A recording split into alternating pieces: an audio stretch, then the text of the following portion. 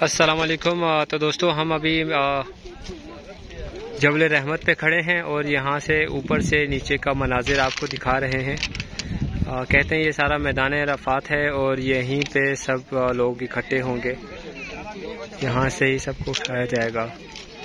तो ये जो जगह है ये जबल रहमत का पहाड़ है और जबल रहमत के पहाड़ से हम ये वीडियो बना रहे हैं। तो ये मैं आपको जो कोशिश कर रहा हूँ कि आपको ये सारा मनाज़र दिखा सकूँ। ये सब मंज़र जो है ये सब मैदान अराफात कहलाता है। तो यहाँ से सबको एंड में हशर में उठाया जाएगा। सूरज सवा नज़ीर पे होगा। जो मैदान अराफात के जो किस्से वाक़यात हैं वो सब यहीं से मंसूब हैं।